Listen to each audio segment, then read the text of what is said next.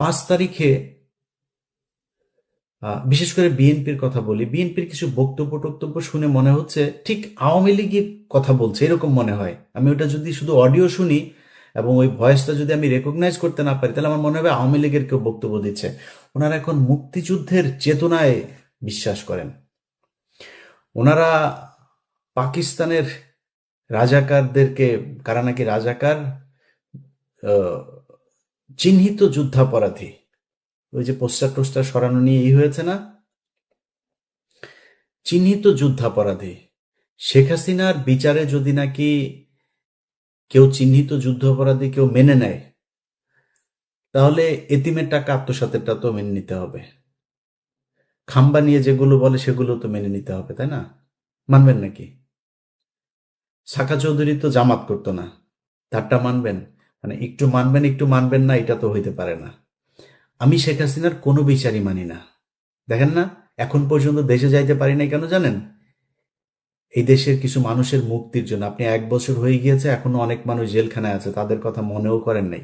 কেউ কোথাও বলেনও নাই, বলেনও না, বলবেনও না। কারণ আপনারা মনে করেছেন সামনে কিছু খাবার এসেছে, সেটা খেয়ে নেই, শেষ।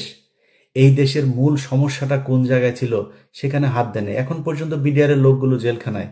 কোনো বড় রাজনৈতিক দল, না বিএনপি না জামায়াত, কেউ যায় নাই। এনসিপির কিছুটা, ওই যে একজন সমন্বয়ক আছেন মাহিন, মাহিন ভাই কিছুটা দিত, সময় দিয়েছে, সময় দেয়, এখনো সময় দেয়।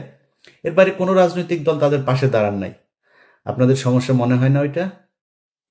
25শে ফেব্রুয়ারি পিলখানার হত্যাকাণ্ড এই দেশের মূল সমস্যা, এটা মনে করেন না?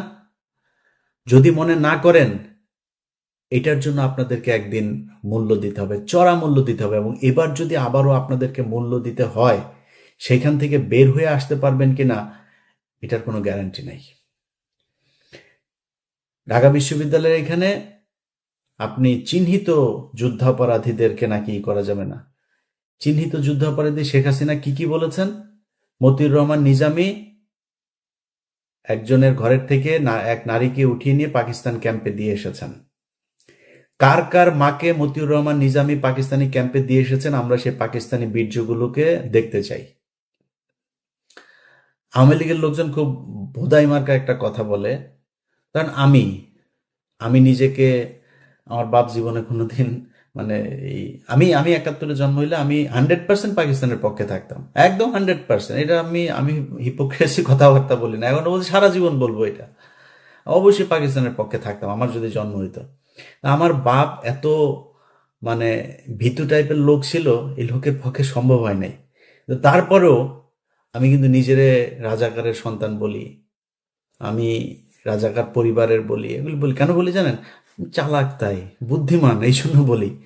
কারণ ধরেন আমার বাপ যদি রাজাকার হইতো, আমার বাপ বিভিন্ন ঘর থেকে বাঙালিদেরকে তুলে নিয়ে পাকিস্তান ক্যাম্পে নিয়ে আসতো, আমার বাপ তো সেফ থাকতো। কারণ আমার বাপ পাকিস্তানি লোকজনের সেবা করে, পাকিস্তানি লোকজনের ই করে। তাহলে কি হইলো? যারে তুলা দিয়ে আসলো, আওয়ামী লীগের লোকজনের বৌরে নিয়ে ক্যাম্পে দিয়ে আসছে না। যদি আমার বাপ রাজাকার হইতো তাহলে কি করতো? আমার বাপ তাহলে আওয়ামী লীগের লোকজনের নিয়ে, মহিলাদেরকে নিয়ে ক্যাম্পে দিয়ে আসতো। তো পাকিস্তান কারে বীর্য দিয়ে গেল? তোর মারে দিয়ে গেল। আওয়ামী লীগের মারদের পেটের মধ্যে বীর্য পয়দা হয়ে এখন ছাত্রলীগ যুবলীগ হয়েছে। আর বাকিগুলি ওই যে ক্যাম্প, ওই সীমান্তের ওই পারে গেছিল, ওগুলির পেটের মধ্যে দাদারা দিয়ে দিয়েছে, যেগুলি এখন জয় বাংলা জয় বাংলা করে। জয় বাংলা আমার দেশের স্লোগান না, এটি ইন্ডিয়ার শিখায় দেওয়া স্লোগান। ভাই, মুক্তিযুদ্ধের চেতনা নিয়ে যদি রাজনীতি করতে চান, বহুত সমস্যায় পড়বেন। আমি ভাই, বাংলাদেশ 1971 সালে স্বাধীন হয়েছিল এটা মানি না। এখন আপনি আমার যা মনে চায় তাই বলতে পারেন, কারণ ওইটা ভারত আর পাকিস্তানের যুদ্ধ ছিল, সেটা ভারত এখনো বলে, এবং বাংলাদেশের পক্ষ থেকে ওইটার ব্যাপারে কোনো ধরনের কোনো প্রতিবাদ এখন পর্যন্ত করা হয়নি। এইবার প্রথম এই সরকার আসার পরে করেছে, ওইটা আমি এনাফ মনে করি না। আপনি যদি মনে করেন ওইটা আপনার স্বাধীনতার যুদ্ধ, ওই ব্যাপারে আপনি প্রকট, আপনি একদম পুরোপুরি এক ইয়ের মধ্যে থাকবেন, তাহলে তো আপনাকে তাদের সাথে সব ধরনের চুক্তি বাতিল করতে হবে, সব ধরনের থেকে, সম্পর্ক থেকে বের হয়ে আসতে হবে। আসেন নাই, তার মানে তাদের ওইটা আপনি সহ্য করেন। তাহলে ওইটা যুদ্ধ না, ভারত আর পাকিস্তানের যুদ্ধ। ভারত এখনো সেলিব্রেট করে। এখন আপনি যদি মনে করেন, আমি কিছুক্ষণের জন্য এটা মানলাম যে আপনার ভারত পাকিস্তানের যুদ্ধ, এই মানে বাংলাদেশের মুক্তিযুদ্ধ। আমার এই ভিডিও এই মুহূর্তে যেই যে মানুষগুলো দেখছেন, আমার ভিডিও পজ দিয়ে একটু 2 মিনিট চিন্তা করেন যে আমি এই আমার আশপাশে আমার আত্মীয় স্বজন, আমার গ্রামের আশপাশের যত গ্রাম আছে, কতজন মুক্তিযুদ্ধ ছিল। মুক্তিযোদ্ধা যে কটা আছে তার 80% ভুয়া। খোঁজ নেন, আপনার এলাকায় যে কটা মুক্তিযোদ্ধা আছে ওর ব্যাপারে যা খোঁজ নেন, আল্লাহর কসম করে বললাম একদম ভুয়া। আপনার বাপ গিয়েছিল? যায় নাই। তা মুক্তিযুদ্ধ আপনি করলেন না, আপনি মুক্তিযুদ্ধের বিশাল চেতনা। এই যে এই সরকার এসে 1 বছর হলো, আপনি মুক্তিযুদ্ধের তালিকা বের করেন নাই কেন? কতজন মারা গিয়েছে আসলে তার তালিকা আপনি করেন না কেন?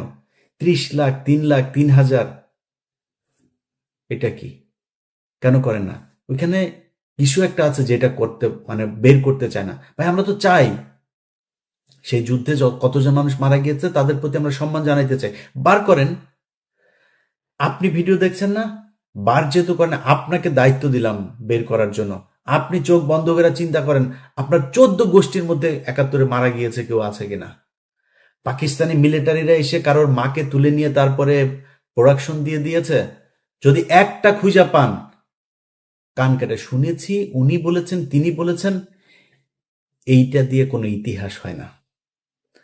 আপনি এখন ওই যে আওয়ামী লীগের মতো ভাই এত আবেগ থাকলে তো সমস্যা। আমার কথা শুনলে আমাকে পছন্দ করেন এরকম অনেক মানুষের, ভাই আপনি তাহলে মনে করেন যে কিছুই হয় নাই। 3 তারিখ, ডিসেম্বরের 3 তারিখ থেকে ভারত যৌথ বাহিনী হামলা শুরু করেছে। পাকিস্তানের অস্ত্র ছিল না, ওই দিক থেকে সৈন্য আসছিল, সেটা আসতে পারে নাই। সপ্তম নৌবহর পাঠাবে, সেটা নিয়ে সমস্যা। ওই দিক দিয়ে ভারত এই সাগর বন্ধ করে শ্রীলঙ্কা হয়ে আসতে চায়, দেরি হয়েছে। পাকিস্তান মিলিটারি পারে নাই ভারতের সাথে যুদ্ধ করে, ভারত করেছে। আরে ভাই আপনি কোন যুক্তিতে আমার কাছে আসবেন? 16ই ডিসেম্বর দেখান আপনি বাংলাদেশের একটা মানুষকে সেই জায়গায় ছিল, কেন ছিল না? এগুলি নিজের কোশ্চেন করেন। আমি আমার নিজের কথা বলি, আমি ছোটবেলা থেকে মুক্তিযুদ্ধ মানে ওরে যে সিনেমা টিনেমা দেখতাম, বাংলা সিনেমা দেখতাম না, বাংলা সিনেমায় দেখা বাবারে নিজের সন্তানকে কাঁথার ভেতর থেকে বের করে মুক্তিযোদ্ধাকে ঘরের ভেতরে জায়গা দিল, দিয়া তারপরে মুক্তিযোদ্ধারে বাঁচাইলো, বিশাল এক নাটকীয় এক দৃশ্য অবতারণা করলো, করে মুভি একটা বানায় ফেলে। ওইটা দেখে দেখে বড় হয়েছে না, মনে হয় কিছু না হইলেও কিছুটা তো আছে। শেখ মুজিবের প্রতি আমার ভীষণ রকমের শ্রদ্ধা ছিল, আমি স্বীকার করছি, বিশ্বাস করেন জানতাম না তাই। আরে শালায় তো একটা বদমাস, এমন কোন চাউরামি নাই যে এই শালা করে নাই। এই যে নারায়ণগঞ্জে চশমা ফেলে রেখে আসা বেশ্যাখানায়, মিথ্যা কথা না। ও ওর দলের এই যে শামসুল হক, ওর দলের এই লোকটারে জেলখানায় রেখে ওর বউরে সারা জীবন আকাম কুকাম করেছে। ওর বউ এই যে নিউ ইয়র্কে, এই যে আমেরিকায়, এখন সম্ভবত নিউ জার্সিতে থাকেন। এই শালা এই যে পাপনের মা, এই পাপনের মারে এই যে রাষ্ট্রপতি ছিল জিল্লুর রহমান, এই শালায় তো ওরে কিছু করতে পারতো না। এই শালা শেখ মুজিব ওর এই আইবি রহমানরে আকাম কুকাম করতো। এটা নিয়ে শেখ মুজিব এই শেখ হাসিনার পরিবারে বিশাল গ্যাঞ্জাম হইতো। সুন্দরী ছিল তো, শেখ মুজিব এটারে করতো। বাকশাল ভাই, একটা মানুষের কোনো দল হবে না, খালি আমার দল একা। 30,000 মানুষের আপনি জাসদের মারলেন, আপনি দুর্ভিক্ষ করলেন, এত মানুষ মারা গেল, আপনি কোন দিক থেকে তার পক্ষে কথা বলবেন বলেন? তারপর ওই যে 7ই মার্চের ভাষণ শুনলে আমার নিজের লোম দাঁড়ায় যেত ভাই ছোটবেলায়। আস্তে আস্তে বিশেষ করে কয়েকটা বই পড়ার পরে ভাই আস্তে আস্তে বুঝলাম ঘটনা তো আসলে অন্য কিছু। আপনি বিএনপির লোকের বই পড়ার দরকার নাই, জিয়াউর রহমানের লেখা বই, তারেক রহমানের লেখা বই পড়ার দরকার নেই। আপনি মেজর জলিলের বইগুলো খালি পড়েন, ছোট ছোট চটি বই, অরক্ষিত স্বাধীনতায় পরাধীনতা সহ 3-4টা বই আপনারা পড়বেন, পিডিএফ আছে। মেজর জলিলের খুব ছোট ছোট বই পড়লে বুঝবেন যে মুক্তিযুদ্ধ আসলে কি হয়েছিল, কেন 15ই এপ্রিল পর্যন্ত এই দেশে ভারতীয় সেনাবাহিনী থাকবে, কেন 16ই ডিসেম্বর এটা হইতে পারবে না। সো এগুলো হচ্ছে আমাদেরকে গেলানো হয়েছে মুজিববাদ প্রতিষ্ঠা করানোর জন্য। আমি আপনার সাথে মানে ফাউল তর্ক করতে চান, আপনাকে আমি কয়েকটা ক্লু ধরাই দিলাম, আপনি খোঁজ নেন। আপনার গ্রামে, আপনার আত্মীয় স্বজন, আপনার প্রতিবেশী, যত চারিদিকে যতটুকু কানেকশন আপনার আছে, খুঁজে বার করেন যে পাকিস্তানের মিলিটারিরা এসে কারোর মাকে আকাম করিয়া গিয়াছেন, আমার একটু জানাবেন প্লিজ। কারোর বাড়িতে এসে পাকিস্তানের বাংলাদেশের মুসলমানকে এসে তারপরে মেরেছে? হ্যাঁ, অনেক হিন্দু মেরেছে, এটা সত্যি কথা। কারণ যুদ্ধটা তো ভারত পাকিস্তান, পাকিস্তানি বাহিনী জানতো, পাকিস্তানি সরকার জানতো যে আগরতলাতে গিয়ে শেখ মুজিব কি গ্যাঞ্জাম করে এসছে, কি ষড়যন্ত্র করে এসছে। সেই কারণে তাকে ক্ষমতায় বসতে দেওয়া হয় নাই, যে এরে দিলে তো এই তো ইন্ডিয়ার কাছে বিক্রি করে দিবে দেশ, এজন্য করা হয় নাই। কিন্তু আমরা যদি স্বাধীনতার কথা বলেন, আলটিমেটলি পাকিস্তানের রাজনীতিবিদরা যে পরিমাণে করাপ্টেড, আমাদের মতোই, এই দেশ এমনি টিকতো না। পাকিস্তান এখন দেখেন এখনো ভাগ হইতে যাচ্ছে, এই দেশ টিকতো না, ইন্ডিয়াও টিকবে না, টুডে টুমোরো এটা টিকবে না, আপনারা বলে রাখলাম।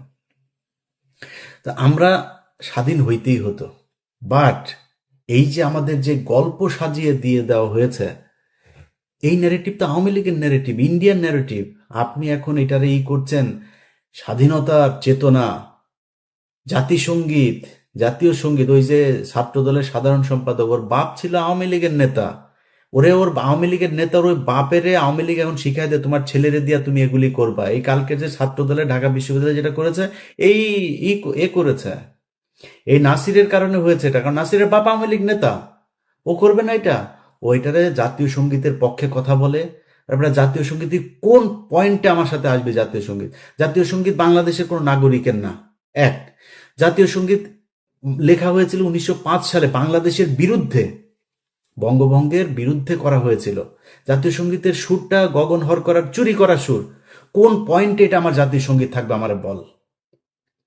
এত আবেগী হয়ে তো লাভ নেই, এটা আবেগীয় না। ওর বাপ আওয়ামী লীগ করে, এই নাসিরের বাপ আওয়ামী লীগ, খোঁজ নেন ইয়েতে যায়, এই নোয়াখালীতে যায়, ওর বাপ আওয়ামী লীগ করতো, যেই কারণে ও আজকে এটা করে, এই পক্ষে কথা বলে। তো এখন এগুলি যদি করতে আসেন ভাই, আমি আগেই যেটা বলছিলাম যে আমি দুর্নীতি এগুলো নিয়ে ভাই আমার কোনো ইন্টারেস্ট নাই, এটা করবেনই। অনেক মানুষ এসে বলতে পারে, ইলিয়াস ভাই আপনি দুর্নীতির বিরুদ্ধে কিছু বলেন, চাঁদাবাজি নিয়ে কিছু বলবেন না। ভাই, যার সুযোগ নাই সে চাঁদাবাজি করে না, যার সুযোগ আছে, আমি তো দেখছি তো, একজন ম্যাডাম, নাম বললে চাকরি থাকবে না, ম্যাডাম দ্বিতীয় শেখ রেহেনা হতে যাচ্ছেন, নাম আর বললাম না, ম্যাডাম দ্বিতীয় শেখ হাসিনা হতে, শেখ রেহেনা হতে যাচ্ছেন। ম্যাডামের স্বামী নাই, এবার খুঁজে বার করেন গিয়ে যান। যা করতেছে ভাই,